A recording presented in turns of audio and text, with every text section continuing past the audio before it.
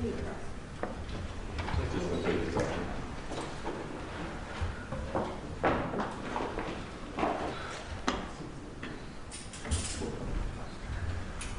coming in, Jim. Yeah, Judge, he was trying to get in the court order. He was trying to talk to his daughter about, so. All right, I'll wait a second. We're just still waiting on one juror.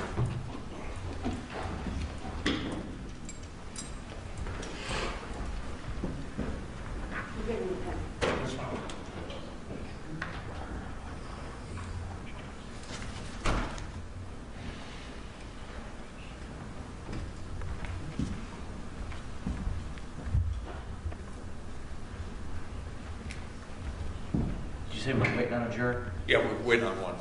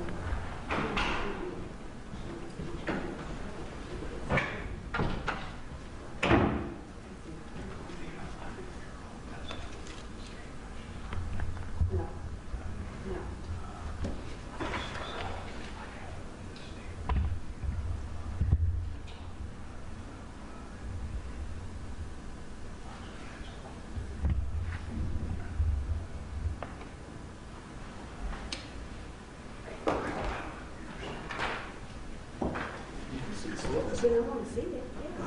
I want to see it. Or it's really going to give us a call.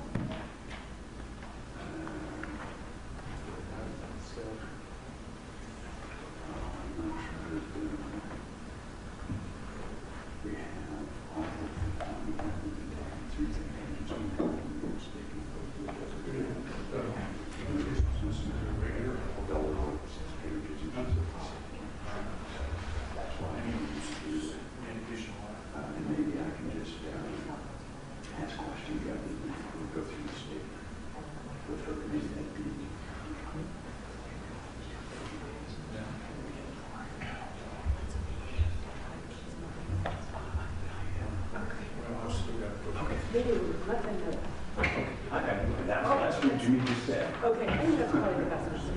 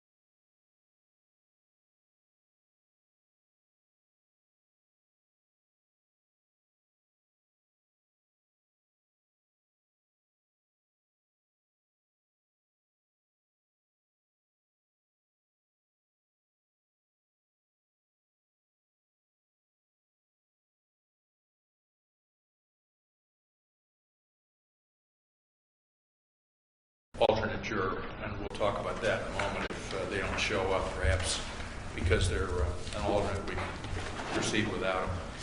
We've had a conference this morning about the victim impact testimony, which the state proposes to offer in this second phase of the trial. In the middle of the afternoon on Friday, I put out a short order setting forth the court's understanding of the scope of victim impact evidence that's permitted both by the Ohio Constitution, Article 1, Section 10A, which is called Marcy's Law, and by the Eighth Amendment and the U.S. Supreme Court cases that have dealt with victim impact evidence in capital cases. As a result of that, or independently, counsel for both sides submitted proposed requests for jury instructions. Without belaboring it, I've synthesized those. We've met in chambers, and I think have agreement on what to give as a preliminary explanation for the jury this morning about this second phase of the trial and how the interrelationship works between aggravating circumstances, mitigating evidence, and victim impact evidence. So, anybody want to make any more of a record on that than we already have? I think I've cleared the wording with you as best we can. Mr. O'Brien, anything more from the state? Only for the record, Your Honor, that we did file a written request ourselves and would stand on it, understanding the court has reviewed that, as well as I think Ms. Menashe filed a written request, and the court, I think, has synthesized them both. Anything from the defense? Any objections on the preliminary instructions as drafted? No, Your Honor. Thank you. Now, the court understands. Sorry. That's all right. The court understands that the state proposes to open the second phase after opening instructions with the two women who are widows of both the deceased officers and the daughter of one officer. Is that right, Mr. O'Brien? Would be the daughter of Officer Morales. All right. And that takes care of the victim impact statement as presently anticipated. Is that right? Yes, sir. All right. One of the things that I wanted to raise, because this will no doubt be emotional and difficult for the victims, is do we want to prohibit filming them or anything restricting media on this part of this trial? Your Honor, all three of the state's victim impact testimony witnesses have indicated that they do not want their face shown. All right. Any objection to not showing their face on the media, Ms. Menashe? No, Your Honor. All right. I'll ask the media to direct the cameras away from the faces of the three victims of this. All right, then the other thing is, unless the person has shown up, the missing juror who might have just simply had a hard time finding parking because Monday's the worst time to park is alternate number 4, who was at the back end if we suddenly fell into a situation where we need alternates. Any thoughts on whether to go ahead with or without her if she doesn't show up? Mr. O'Brien? No, Your Honor. I assume we'll call on her to find out if we have number 4, whether... Mrs. Jeffries called her several times and it goes to voicemail, but that doesn't mean she's not circling the block trying to find parking because Mondays are terrible. But any problem from the defense if we have to eliminate alternate number 4? We'd still have 3 alternates, and we're in the second part of the trial, obviously.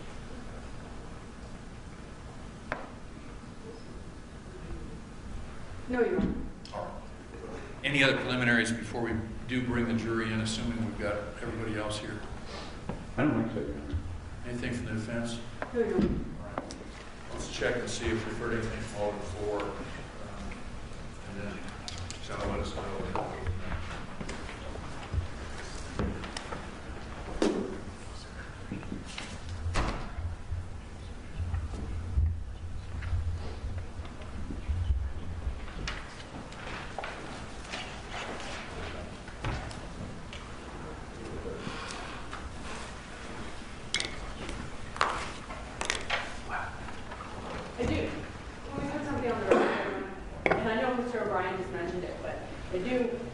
just want to say that I understand that this will be an emotional part of the proceeding, but should any of the people that get in the witness stand address Mr. Smith, I will, of course, object to that. I hope they've been admonished if that's completely inappropriate, as well as expressing an opinion as to sentence.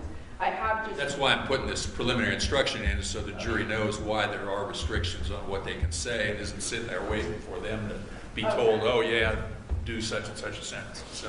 Okay. Your Honor, I might say, in order to avoid freelancing, and I asked both of the victims' spouses to write out a statement, which I showed to the defense counsel, and I edited it as well, to take the references that were direct comments to the defendant out, and advise them they should direct their comments to the jury, actually. And secondly, that one sentence that may have been construed as to appealing to a particular verdict, I asked to be removed as well to avoid an issue with respect to the victim impact testimony asking for a specific verdict. Anything else, Ms. Menashe? No, you This is an appropriate time for me to make an observation that I intended to make on Friday. I appreciate very much, and I want to put this on the record, the professionalism and the fact that neither side is trying to push the envelope on this case and is trying to help the court in many different subtle ways to try to get this in as a clean, straightforward trial that will have no problems on appeal. And I appreciate the preparation and hard work on both sides, counsel. Thank you. We do? All right. Apparently we got everybody, folks. Okay. Okay. Otherwise, it might trip. Where's Jimmy? Who went to get? Huh? I don't know where you went. Yeah, I don't know either, because we still got openings before we bring the witnesses. All set, Mr. Lowe? Yes, Judge. All right, we'll get the jury. We have all of them now, including the alternate.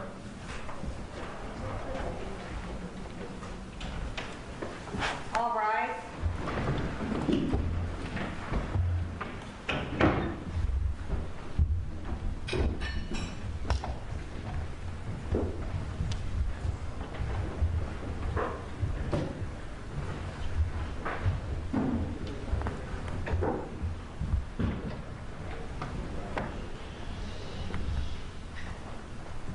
Good morning, members of the jury. Please be seated and be comfortable.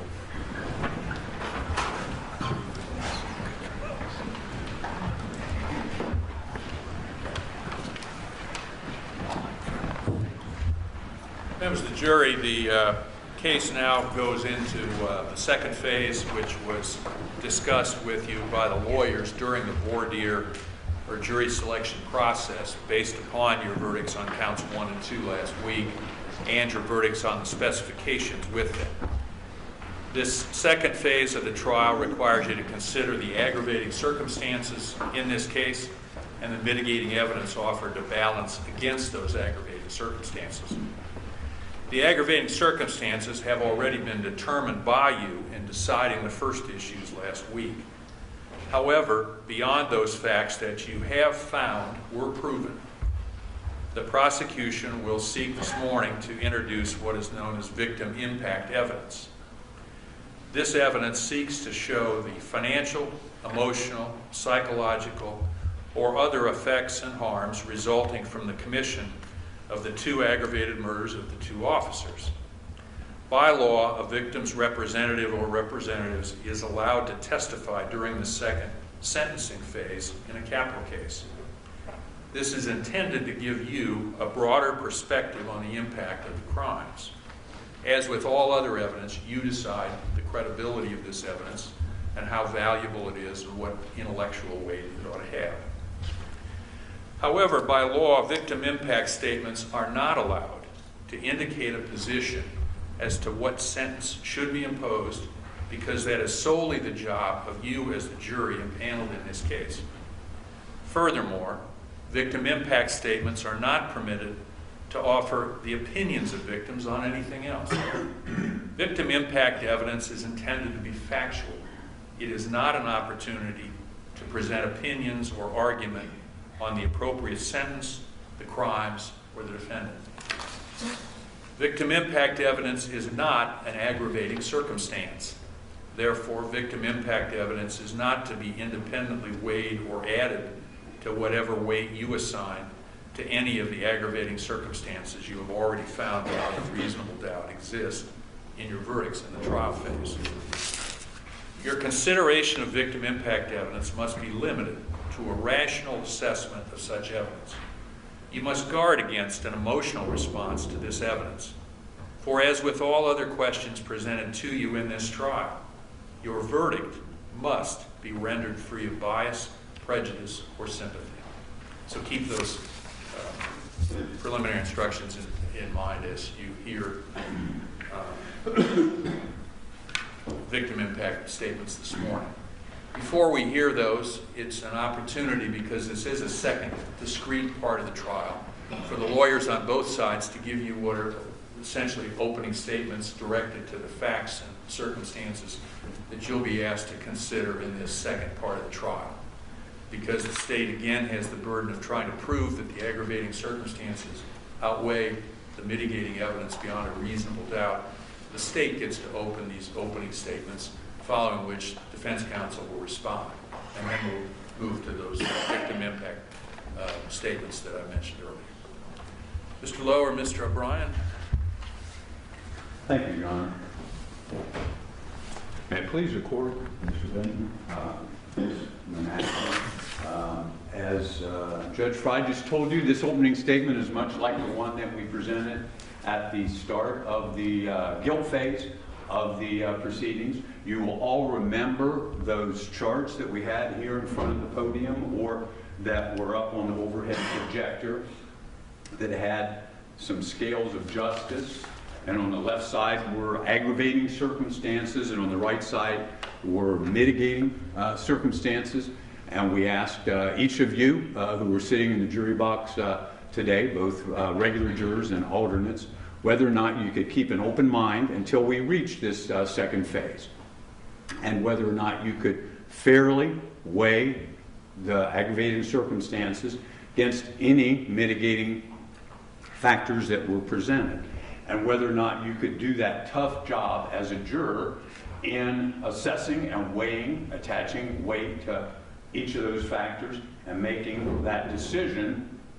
And we told you back probably 2 weeks ago that we expected to reach this phase, and we did reach the phase. And we also inquired whether or not you felt that if you felt the state had proven beyond a reasonable doubt that the aggravating circumstances sufficiently outweighed any mitigating information you might receive, whether or not you would be able to return a verdict that would be required by the instructions of law that Judge Fry will give you, and that is, in that circumstance, a sentence of death. Each of you felt that you could do that tough job, and that has come to pass here today. And in this phase, the evidence that you will consider are counts 1, the aggravated murder, purposely killing of Officer Tony Morelli on February 10th of last year. That is an aggravating circumstance that you have already found beyond a reasonable doubt to exist. And so that's on that scale on count 1. On count 1 also on that scale is a course of conduct involving the purposeful killing of 2 or more persons. So on that scale on count 1 is the purposeful killing of both Officer Morelli and Officer Jering, and it is the aggravating circumstances on count 1. They're the same on count 2, involving the purposeful killing of Officer Eric Jering, and the state submits to you the evidence that is on that scale is powerful, strong, and the evidence so strong that whatever mitigating information you hear in this courtroom, and I expect that you will hear some information about the defendant's upbringing, that will not mitigate against a sentence of death. I expect you'll hear some past history involving some mental health diagnosis. That will not mitigate against the sentence of death in this case.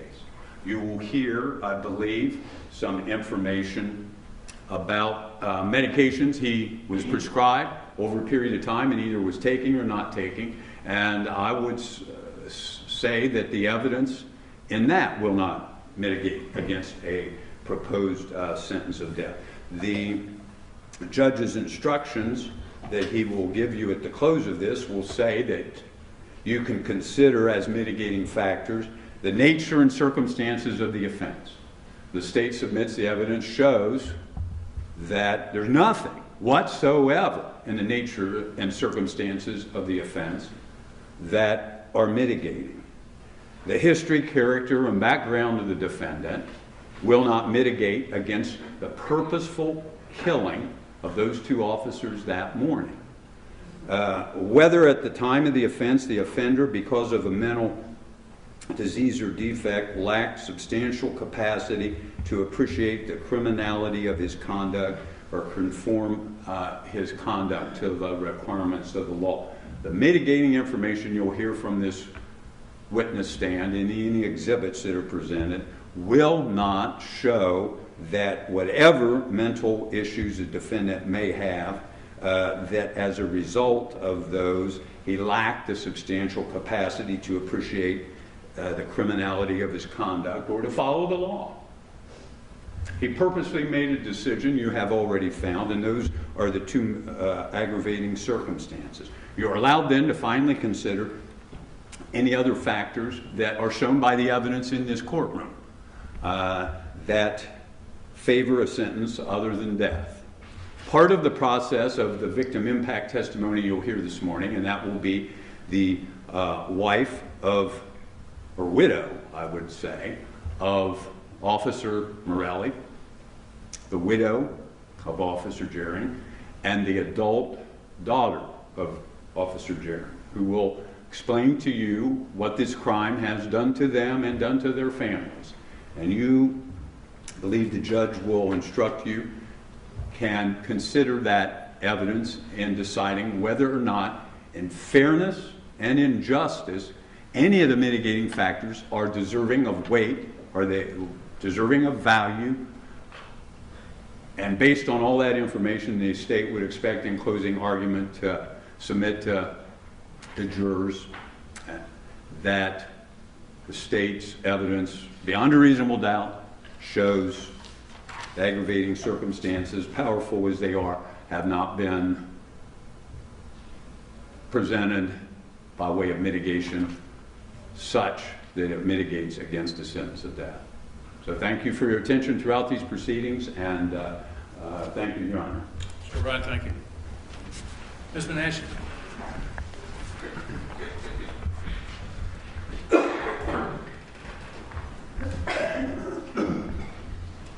Good morning. We have police, the court, counsel, Mr. Smith, members of the jury. Here we are.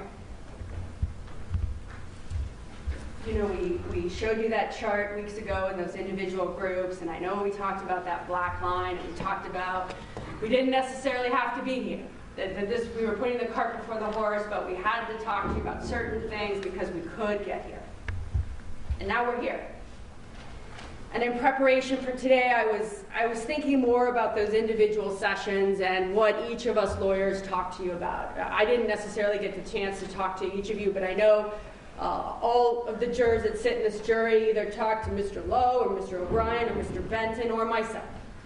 And each of us talk to you about the scales, what's on the scales, and the weighing process that you as jurors would have to do if you got to this stage. We talked about on the one side of the scale would be any aggravating circumstances that you as a jury had found to exist beyond a reasonable doubt.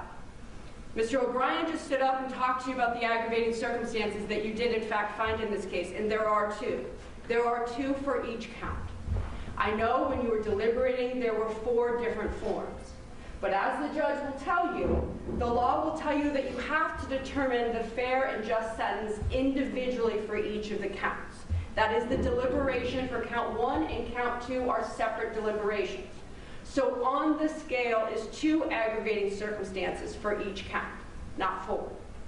And then going back to those individual groups, we talked to you about that other side of the scale, the mitigation. And in some of those sessions, we talked to you about what the defense would give to you, what type of evidence. We would give to you the mitigating factors. And we talked about, although the state of Ohio always has the burden of proof, in this phase, they have the burden to prove to you beyond a reasonable doubt that the aggravating circumstances sufficiently outweigh the mitigating factors. That's their burden. We certainly have a burden, though, to produce the mitigation to them, and we will. You can also find, as we talked about in the beginning, both sides agreed, you can also find anything else that's relevant to this case mitigating. If it's something we haven't produced and you find it to mitigate, it goes on the scale. And then we talked to you in that opening session about the actual weighing process. You weigh the weight that you independently and collectively find the aggravation to have, and you weigh the weight that you independently and collectively find the mitigation to have. I sat over there and I listened to Mr. O'Brien say that the weight of the aggravation is powerful and strong. Members of the jury, I will never, on behalf of Mr. Quentin, tell you how much weight to assign either side, because that's your job. You are the only people, individually and collectively, that can determine the weight of the aggravation and the weight of the mitigation. And so while we talk to you about that weighing process, and I was listening to Mr. O'Brien this morning, and then he mentioned the victim impact, I was sort of struck how I saw a few faces like a bit of surprise. And it almost seems unfair, and I have to admit, certainly not intentional of any of our parts, that we didn't actually tell you about victim impact. Because it is part now of the process in which we find ourselves.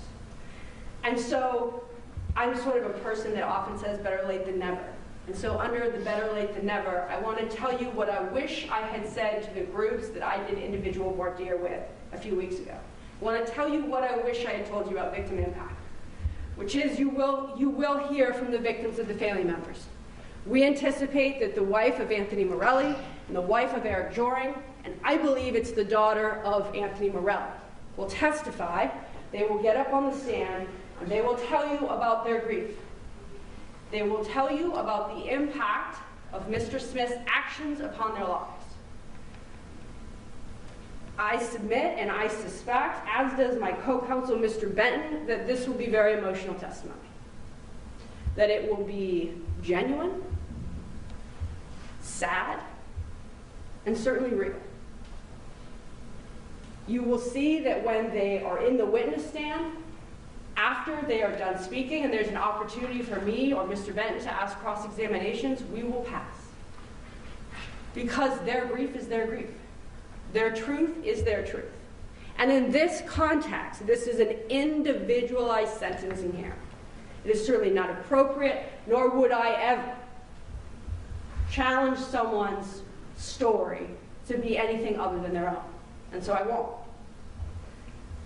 The judge is going to tell you that when you listen to their testimony, that your consideration of victim impact must be limited to a rational assessment of such evidence. You must guard against any emotional response to this evidence, for as with all questions presented to you in this trial, your verdict must be rendered free of bias, prejudice, or sympathy. I suspect members of the jury, in a different, but in a very similar way, that when you compare the testimony that is the victim impact, and you think about the mitigation testimony and information that we'll give to you, I suspect that you'll see, well, you'll be reminded that what we as humans do, and sometimes what we as humans don't do, can have an immeasurable impact, both good and bad, on people's lives. Just like no one is born a saint, no one is born a monster. We are certainly the map of where we've been. And so to that end, Mr. Benton and I will present the following mitigation about Quentin Smith's history, character, and background. I know you said you would all listen and you would fairly consider it. This is an individualized sentencing hearing. Mr. Quentin was born in February 1987. As he sits here, he's 32 years of age. At 6 weeks of age, his mother, Gina, and his father, Keith, separated, and she banished his father from ever seeing him again. Within months, she started dating another man named Darius Suber. You will hear from Darius. Darius became, in 1988, he married Quentin's mother, Gina, and became his stepfather. During their relationship, which lasted approximately 12 years, there was constant conflict over Darius's drinking and Gina's cheating. When I say drinking, I mean alcoholism. In 1991, after being together for 2 years, so in 1990, Darius and Gina split. Their split is over the contention with respect to Gina's cheating and his drinking. Darius separates from Gina, leaves the house permanently. This is the first of the 3 separations they have within 12 years. Within a year, Darius moved back in with Gina. The drinking and the cheating continues to be an issue between the two. In 1992, so when Quentin is about 5, Gina threatens to kill Darius with a knife. She chases him with a butcher knife. He escapes, jumps out a house window. He calls the police on her for a domestic violence. The police come to the scene. Darius returns to the house, and then Gina and Darius separate for the second time. The knife incident took place at the house where Quentin lived. This is the second of 3 separations between Darius and Darius and Gina. While separated during this second time, Darius starts to use crack cocaine on a regular basis. He also impregnates a random woman that lives across the street from his mother's house. In 1993, Darius moves back in with Gina, and now he has partial custody of the son which he's had out of wedlock. Darius continues to use crack cocaine in addition to drinking to the point of blackout. Members of the jury, Darius will tell you that. Because his truth is his truth. He will tell you about the life that he was living. Not only does his crack cocaine continue to go on, but so does Gina, Quentin's mom's infidelity. In 2000, Darius leaves Gina, Quentin's mom, again because he catches her cheating on him. This marks the 3rd of the separations over the course of their relationship. When they separate, when Quentin is about 12, Gina banishes Darius from Quentin's life, just like she did with Keith. In 2001, Quentin starts high school, right after Darius is kicked out of his life. In 2003, his grandmother dies, Faye. You will hear that Faye was the one steady, loving adult in Quentin's life. And I say the one, and certainly the evidence will show that there was just one. In 2005, Quentin graduated in the bottom 9th% of his class, ranking 362nd out of 390 students. You will hear from our forensic psychologist that will talk to you about Quentin's IQ. He has an IQ of 85, which places him in the lowest 16th percentile of all human beings. In 2007, you will hear that Quentin Smith marries his first wife, Quentin Smith. He's 20 when he gets married. A year later, you will hear that Quentin Smith is having a relationship with the neighbor, that Quentin goes over to the neighbor's house, catches her, has a gun, and he is arrested.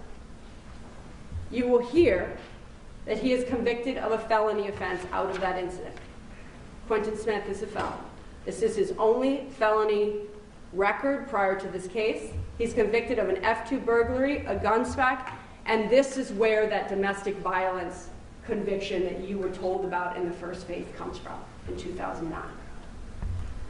You will hear about that incident, that when Kristen called the police and the police came to the residence, the records will show that Quentin was compliant with the officers and was arrested and was thereafter incarcerated. That, again, was his first felony offense, and he had no prior juvenile record. You will hear in July of 2009, and when I say you will hear, you will also have hundreds of pages of records. Medical records, mental health records, jail records, prison records. You will have those. We will mark those as evidence and give them to you to have back in the deliberation room. And if you don't hear it directly from the witness stand, we anticipate that you will hear our experts say that they relied and reviewed the information, that you will have the same opportunity to rely and review back in the jury room. So Quinn goes to jail in 2009 on this burglary, home invasion, with respect to Quentin, and he's put on suicide watch. Tries to kill himself when he's in the jail. He goes to prison, he gets a 3-year sentence. In 2011, he's released from prison. While he's in prison, he completed the prison 800-hour barber licensing program. He becomes a barber. While he's in prison for 3 years, he has 1 institutional infraction. He gets out and he's paroled to North Carolina because his mother has moved there for yet another boyfriend. He gets to North Carolina, has a job at Burger King. His mother, Quentin, living with a man that she's met while he's been incarcerated, are under the same roof, and his mother pulls a knife on the boyfriend. Tries to kill him. History's repeating itself. She's arrested for domestic violence and she's incarcerated. Quentin then has to file a transfer of his parole from North Carolina back to Ohio, because Gina can no longer live in North Carolina. He's on post-release supervision, which you will hear about, which is when you get out of prison, they monitor you and they supervise you. He completes that successfully. He's back in Ohio. He has a full-time job at a barbershop called Fadeaway. We anticipate that you will hear testimony that he worked at that barbershop in that capacity for several years. It's then in 2014 that for the first time, Quentin Smith starts addressing the fact that he's mentally ill. I listened to Mr. O'Brien's opening, and certainly the judge will tell you that our opening and closing statements are not evidence. But when someone suffers from severe mental health illnesses, it's not that they have a past history, and it's not to be dismissed. You will find and you will hear from our forensic psychologist that beginning in 2014, when Quentin Smith first sought psychiatric care, he suffers from the following mental health issues. He suffers from post-traumatic stress disorder, bipolar II disorder, schizoaffective disorder, severe depressive disorder, and anxiety.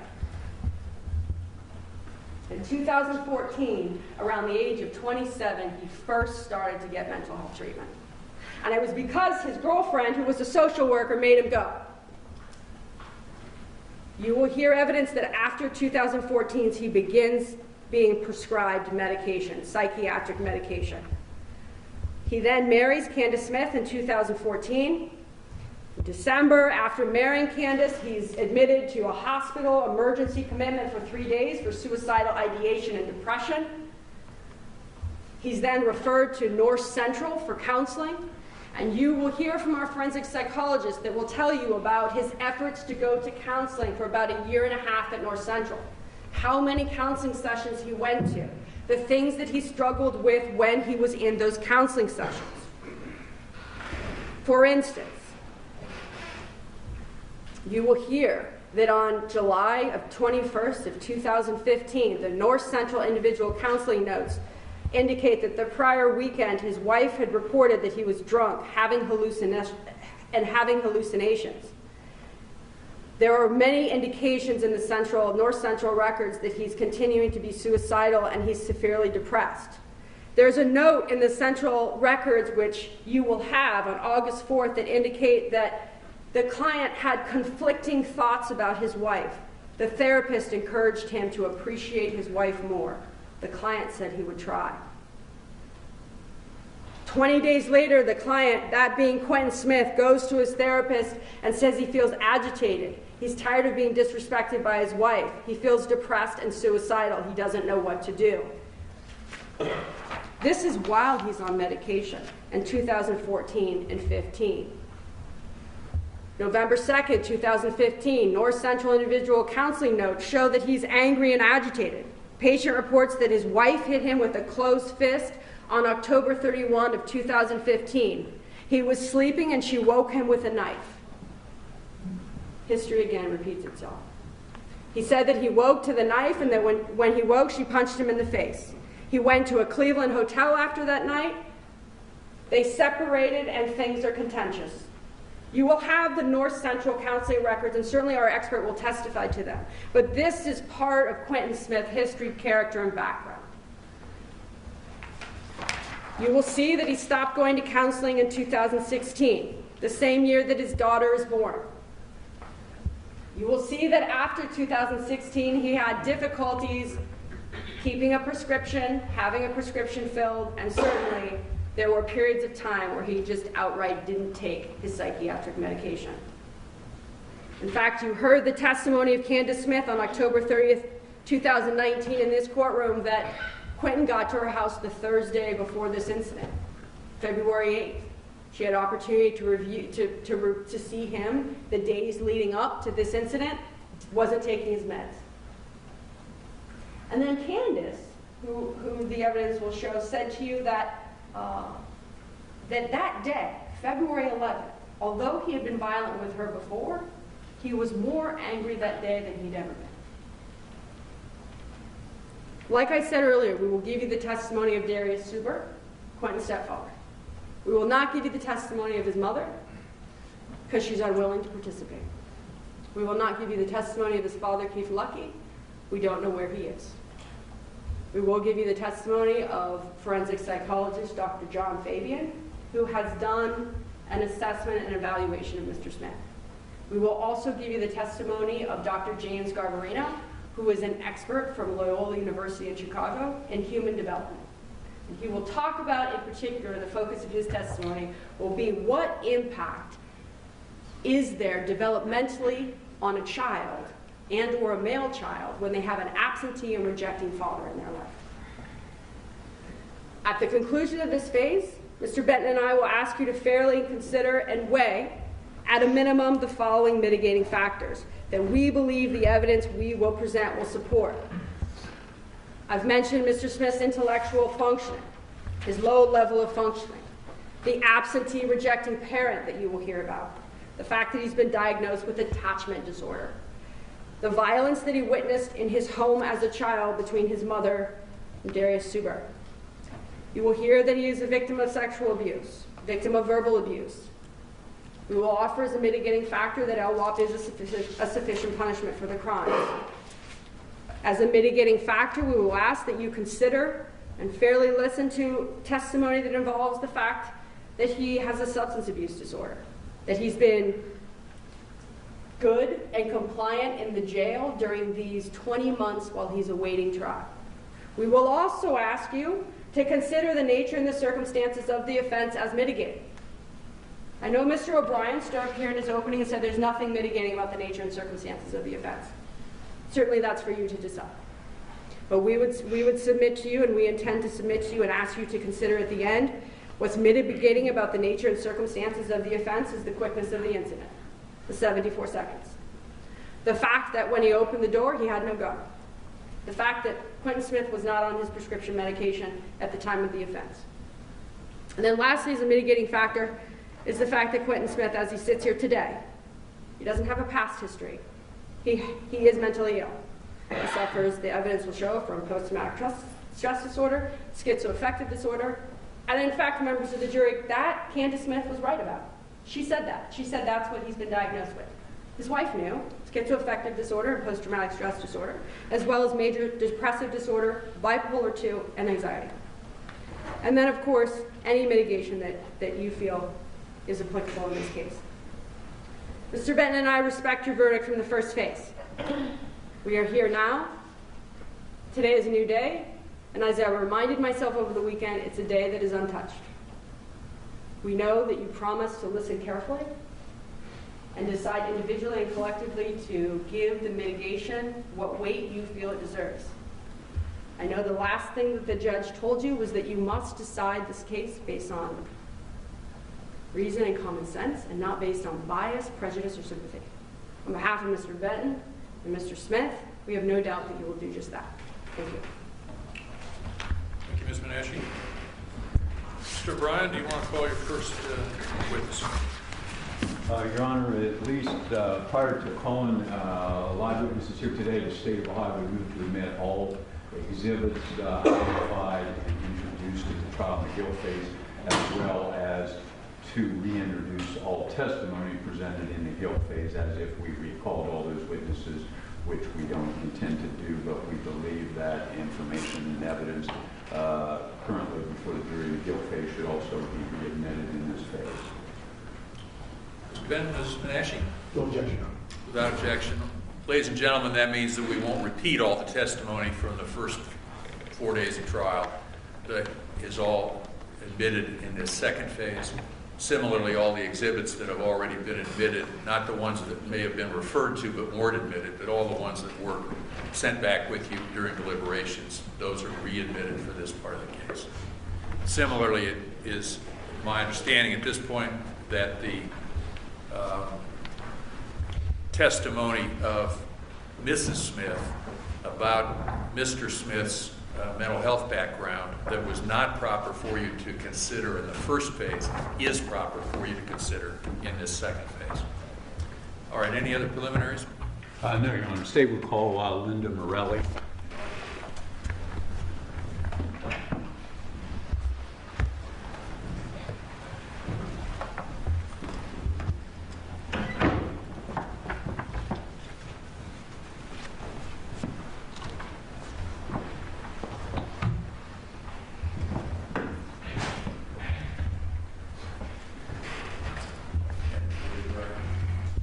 You solemnly swear the statement you're about to make to this court and jury will be the truth, the whole truth, and nothing but the truth as you answer unto God or affirm under the penalty of this perjury in Ohio.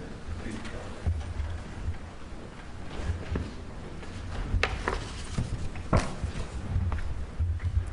careful. Ma'am, will you tell us your name? Linda Morelli. Okay, I want you to keep your voice up so a juror clear back here in the corner can hear you. Are you the widow of Officer Anthony Morelli of the Westerville Police Department? Yes, yes I am. And how long were you married to Officer Morelli? Almost 30 years. Did I ask you to write out a statement to read to the jury, in this case commonly referred to as a victim impact statement? Yes. Did you do that? Yes, I did. Did you bring that here to court with you today? I did. And would you read that statement to the jury and keep your voice up so that everyone can hear you? Yes. If you would commence reading your statement, Mrs. Morelli.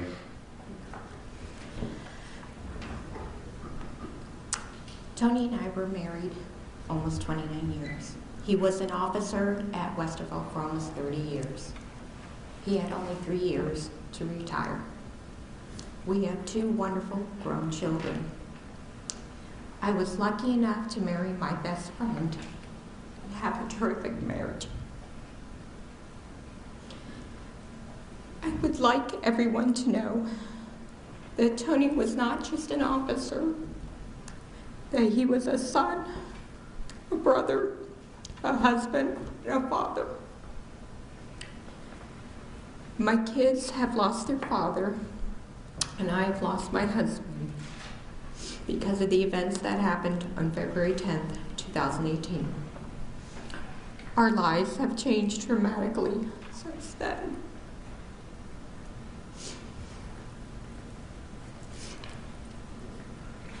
The 10th of every month is a hard day and emotionally to get through. Every holiday, birthday, anniversary, and family gathering, we are missing him. Tony looked forward to walking our daughter down the aisle at her wedding last year, but he wasn't there. Tony won't see his son get married someday and watch him become a father.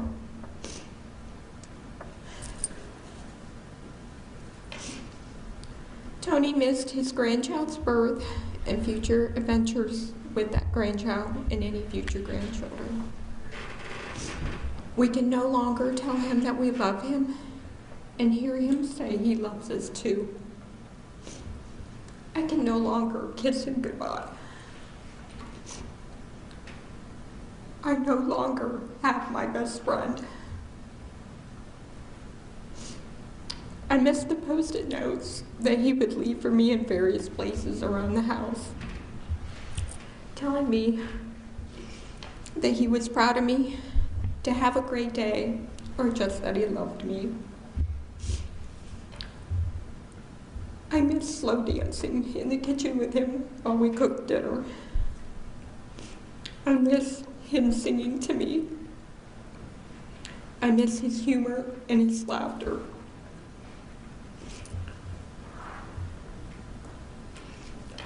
I miss being able to lean on him emotionally when I'm sad or frustrated.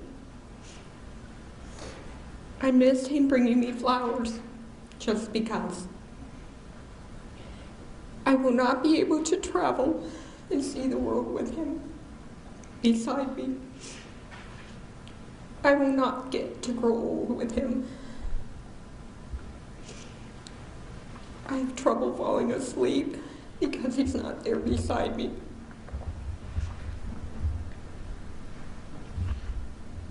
I am now a widow and alone. Tony was an amazing person who loved being an officer for the city of Westerville. He loved watching sports, reading, listening to music, and being with his family and friends. He had a big smile and an even bigger heart. Tony worked so hard to give us a wonderful life that he will never get to enjoy the retirement he worked so hard for. This wonderful person has been murdered and taken from our lives. I hope my statement lets people know how much Tony will be missed. Thank you, Ms. Morelli. I have no other questions. Any questions from the defense? No. Ms. Morelli, thank you very much for coming.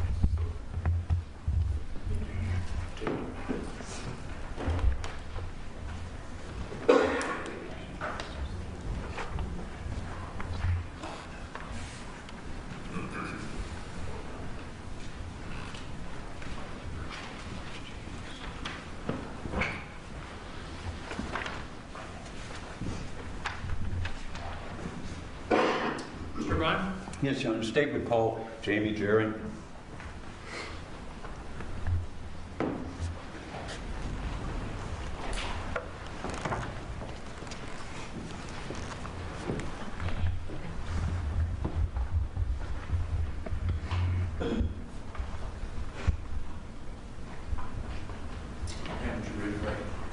You solemnly swear the statements you're about to give this court and jury will be the truth, the whole truth, and nothing but the truth, as you answer unto God or affirm one of the penalties against perjury in Ohio.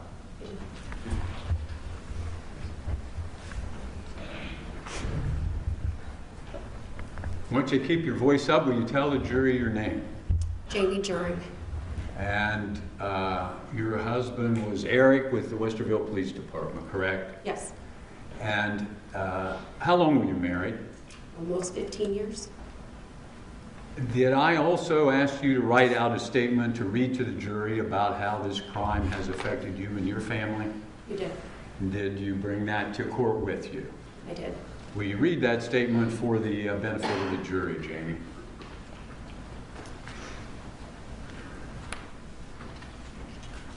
Good morning. My name is Jamie Jury. Almost 17 years ago, I married my best friend, Eric. He was amazing, loving, and supportive husband and father who also happened to be a police officer. Eric's world revolved around his daughters and I. We traveled a lot as a family and made a lot of memories along the way. Memories I pray our girls carry with them forever. I knew back then what could happen, but it's something you can never prepare for and you never expect it to happen, especially in Westerville. Our day started just like any other, that cold, dreary morning on Saturday, February 10th, 2018. Eric got up, ready for work, along with his canine partner, Sam. Our oldest daughter had tournaments for school, while our younger two had a day to relax, or so we thought. I took Eva to school and then proceeded to head to her game. I spoke to Eric on the phone briefly around 11:55. We hung up and I texted him to say something felt off and I wanted to vomit.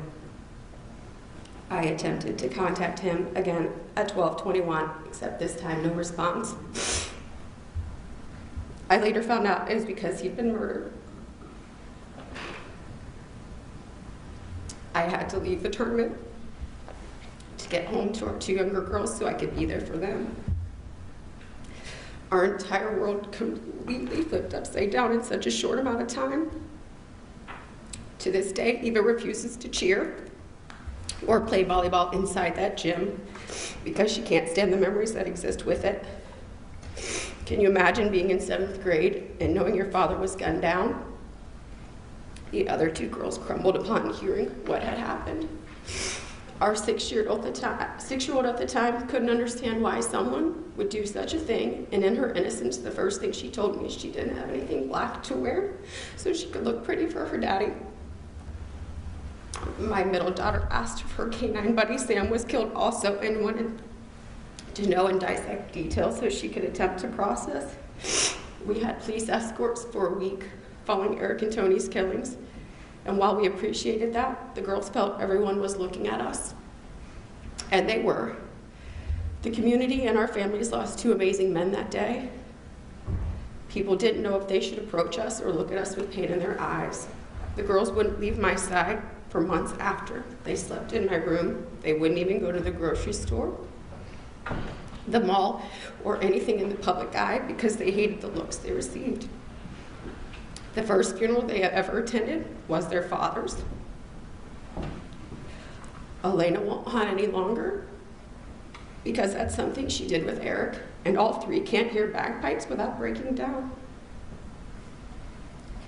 The girls to this day will call his cell phone to hear his voice on the voicemail because that's the only thing that brings them comfort. They will text him to wish him happy birthday or simply tell them about their day. They so badly want him back home to tuck them in at night or to watch movies together as a family. How do you fix that? The answer is you really, truly can't, but I'm trying my best, and so are our girls. The anger and sadness sets in when Ella, our youngest, had to have a few friends and officers take her to her first Student of the Month breakfast in kindergarten a couple months after Eric was killed because he wasn't alive to take her. Something that she told me wasn't fair because Daddy got to go for the other 2. She had an entourage of officers for her first day of 1st grade because that's what her blue family would do, and they will do anything to see her smile, even if for a mere second. Lena started middle school, played her first year of school sports, all without her dad to watch from the bleachers. She quit travel softball because that was something she shared with Eric. Eva had her first homecoming, started her freshman year of high school, and is taking college courses, all of which Eric isn't present to support. While we know he's cheering us on in spirit, it's not how we plan things, and most definitely not how it's supposed to be. It breaks my heart knowing my husband and I won't share another anniversary. No more holidays spent as a family. Our girls won't have their dad to see their homecoming, proms, high school, and college graduations. He won't be there to walk them down the aisle or welcome grandbabies. Our girls had to grow up quickly.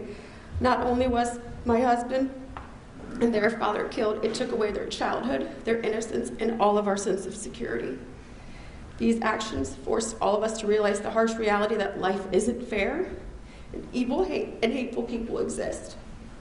I was made a widow, in turn making me both a mother and a father.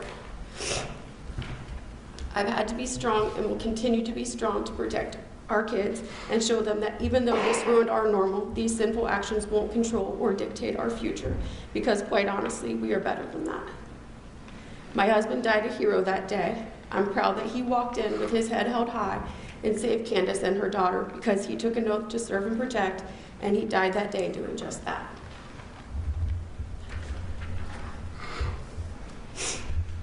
Hey, thank you, Jamie. I have no other questions, Your Honor. Mr. O'Brien, thank you. Anything from the defense, Ms. Manesh? No, Ms. Jordan, thank you.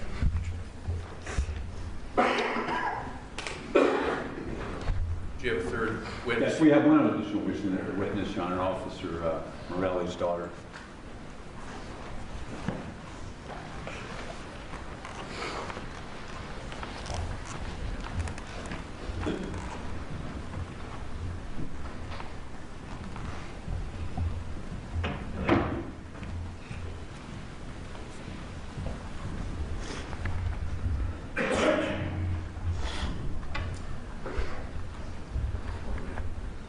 Some swear the statements you're about to give this court and jury will be the truth, the whole truth, and nothing but the truth, as you answer unto God, or affirm on the penalties of this perjury in Ohio. I do. Please come.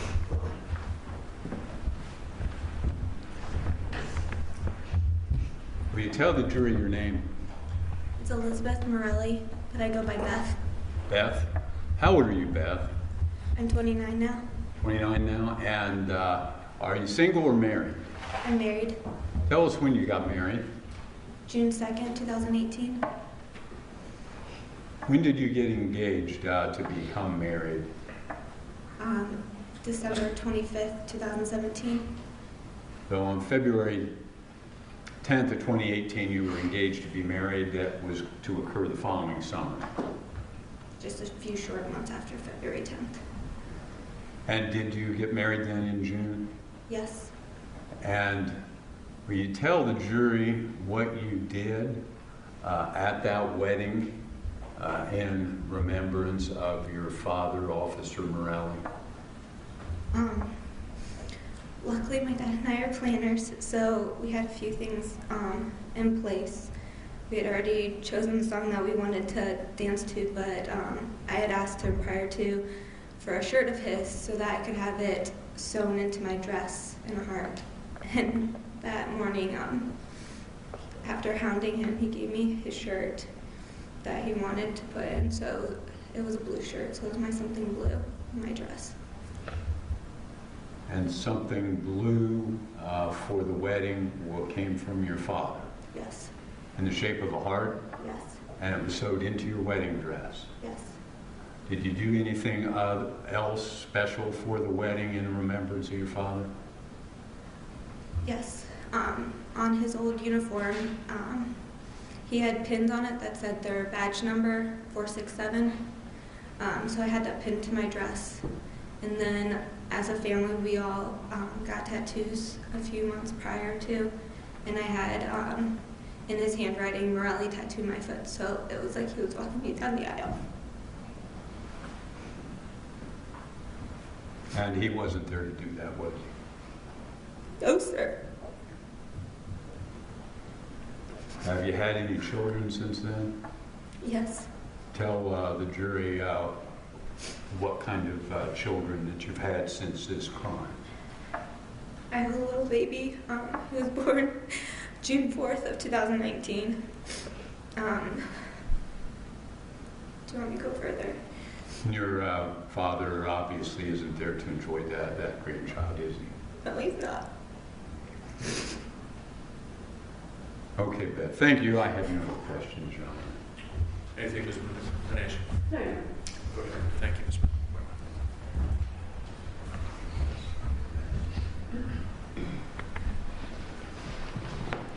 All right, ladies and gentlemen, we'll take our morning break now. We'll come back in 20 minutes.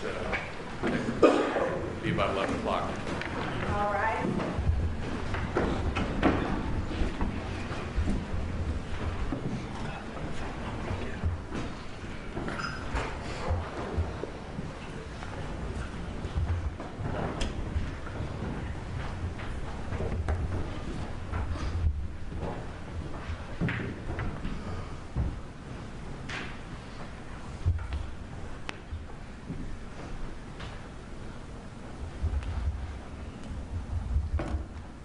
Anything, counsel, before we take a break? Not from the statement. Mr. Ben? No, Your Honor. We'll be back in 20 minutes, and I assume you